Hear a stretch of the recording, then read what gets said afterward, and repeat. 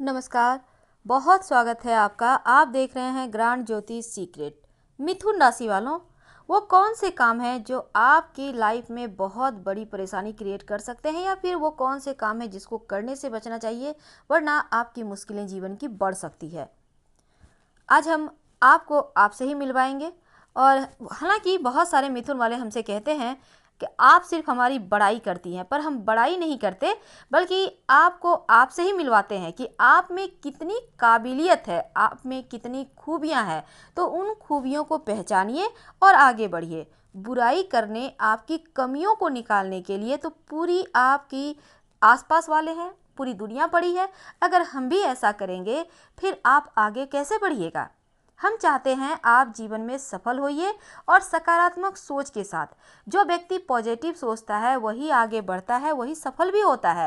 मन में अगर नकारात्मक विचार आएंगे तो आप हार जल्दी मान जाएंगे, और हम नहीं चाहेंगे आप हार मान जाए और जीवन में आगे न बढ़ पाए। इसलिए आप पॉजिटिव सोच रखें। हम आपके राशिगत गुण भी बताएंगे और राशिगत उपाय भी बताएंगे, कैसे आप बेहतर करें और जीवन में सफलता को प्राप्त करें। तो वीडियो के अंत तक बने रहें। और ये प्रेडिक्शन चंद्र राशि पर आधारित है। तो मिथुन राशि बुध की राशि है, और बुध देव यहाँ पर देखिए, चूंकि मिथुन वाले बहुत ही ज़्यादा बुद्धिमान होते हैं, और सबसे अच्छी बात क्या होती है कि मिथुन वाले बुद्धि से ज़्यादा जो सोची जा सके ऐसे गुण होते हैं इनके पास। यानी बुद्धिमानों को भी मात दे दे। जो काम कोई नहीं कर सकता वो अपनी बुद्धिमानी से ये कर दिखाते हैं। बहुत काबिल। और यहाँ पर मिथुन वालों के लिए शनिदेव की कृपा होना बहुत मायने रखता है। अगर शनिदेव की कृपा ना हो तो इनका जीवन अधूरा रह जाता है। तो मिथुन राशि वालों, आपके बारे में आज हम बहुत कुछ बताएंगे, और कौन से ग्रह की पूजा करें, आपके किस्मत के ताले कौन से ग्रह खोल सकते हैं, और अगर आपकी राशि मिथुन है तो किस देव की पूजा करें, कौन सा मंत्र जप करें। तो चलिए हम शुरुआत करते हैं बुध के राशि मिथुन राशि, जिनका स्वामी स्वयं बुध देव है। और मिथुन वाले बहुत ही बुद्धिमान, काबिल और बहुत ज़्यादा जीनियस तो होते ही हैं, आकर्षक होते हैं, एकदम से परफेक्ट होते हैं मिथुन वाले, हम ऐसा कह सकते हैं। अब हम बात करेंगे वो कौन से 3 काम हैं जो आपको नहीं करना चाहिए, वरना आप बर्बाद हो सकते हैं। हमने टॉपिक यही रखा है।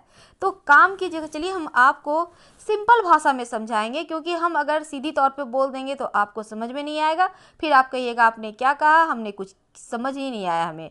तो आज हम आपको आपकी ही भाषा में आपसे ही हम बातें करेंगे सिंपल तरीके से। देखिए मिथुन वाले, सबसे बड़ी कमजोरी, आपको इस पर काम करना होगा, नहीं तो जीवन में परेशानियां बढ़ जाएगी। करना क्या है, आपकी सबसे बड़ी जो कमजोरी है वो होता है आप कंफ्यूज होते हैं। एकदम से आप कोई भी डिसीजन नहीं ले पाते, ले भी लेते हैं तो सोचते हैं पता नहीं क्या होगा, सही होगा गलत होगा। कभी कभी आपको लगता है 2 ऑफर आ जाए तो सोचेंगे क्या करें, इसको चुने या इसको चुने। तो ये चीज़ें आपके लाइफ टाइम आपके पास लगी ही रहती है। दुविधा के शिकार तो होते ही हैं, लापरवाह भी 1 नंबर के होते हैं। अगर इस पर आपने काम नहीं किया, आपने लापरवाही करती रही, ऐसे ही करते रहे, तो यकीनन आप बड़े बड़े मौके भी गंवा देंगे। बड़े बड़े हाथ से आपके टेंडर, आपके जो भी सपना है वो भी निकल जाएगा। इसलिए इन चीज़ों से आपको बचना चाहिए। लापरवाही तो बिल्कुल भी ना करें। जो भी है उसमें अगर कुछ समझ में ना आए, बहुत दुविधा में है, तो अपने से बड़ों की सलाह लें। और इन सभी चीज़ों के कारण ना आपको बहुत हानि उठानी पड़ती है। और इसी कारण ये यहाँ पर क्यों होता है ऐसा आपको पता है? क्योंकि आपको अपने मंगल को बेहतर करना चाहिए। हमने अभी अभी आपको कहा कि शनिदेव यहाँ बहुत महत्वपूर्ण होते हैं। तो यहाँ पर शनिदेव की कृपा हो जाए तो कन्फ्यूजन भी दूर हो जाएगा, और लापरवाही भी नहीं होगी, दुविधा के शिकार भी नहीं होंगे। अब शनिदेव को बेहतर करना है तो हनुमान जी की आराधना आप कर लेते हैं तो मंगल भी बेहतर और शनि भी बेहतर। तो क्यों ना रोज़ सुबह दिन की शुरुआत हनुमान चालीसा पढ़कर किया जाए। बहुत आसान है, बहुत सिंपल है। आप तो हमारे ख्याल से हमारे ज़्यादातर दर्शक हमारे ही धर्म को मानने वाले हैं। आज हम धर्म पे नहीं जाएंगे, क्योंकि अगर आप जिस भी धर्म को मानने वाले हैं अपने धर्म के अनुसार ही आप आराधना करें, क्योंकि भगवान सभी का एक ही है। और हमारा प्रार्थना करने का तरीका भी वही होता है, रोते भी हम वैसे ही हैं, तकलीफ़ें भी वैसे ही होती है। तो यहाँ पर आप बस हनुमान चालीसा पढ़कर दिन की शुरुआत करें, और अगर आपके घर के आसपास पीपल का वृक्ष है तो सरसों के तेल का दिया जलाएं। यकीन मानिए आपके लिए बहुत अच्छा रहेगा। संभव हो, वैसे भी अभी मिथुन राशि वालों पर शनिदेव की ढैया चल रही है। अब ढैया है तो थोड़ी परेशानी तो है। अब हम शनिदेव को बेहतर करने के भी उपाय बताएंगे, लेकिन उसके पहले जुलाई 2022 में आपकी ढैया समाप्त होगी। इन 2.5 सालों में तक आपको रोज शाम में शनिदेव के मंत्रों का जप करते रहना चाहिए। ओम संग शनिचराय नमः, इस मंत्र का जप कम से कम 108 बार रोज शाम में कीजिए। आपके जीवन की मुश्किलें कम होगी। आप चाहें तो लाइफ टाइम भी कर सकते हैं, क्योंकि शनिदेव का बहुत बड़ा रोल आपके जीवन में होता है। अगर इन्हें प्रसन्न रखते हैं तो जीवन में ढेर सारी परेशानियों से आप बचे रहेंगे और सुरक्षित बने रहेंगे। अब हम आपके राशि के स्वामी की बात करें अगर, तो आपके राशि के स्वामी आपके जीवन में क्या रोल अदा करते हैं। देखिए, बुध मिथुन राशि का स्वामी है, और आपके लिए सबसे ज़्यादा महत्वपूर्ण ग्रह भी बुध ही हैं। तो आपका अगर बुध मजबूत होगा तो आप बुद्धिमान तो होंगे ही, दुविधा का शिकार भी नहीं होंगे। लेकिन कभी कभी बुध यहाँ पर दुविधा भी देते हैं। तो यानी बुध आपके स्वामी तो हैं, लेकिन दुविधा भी दे देते हैं जीवन में।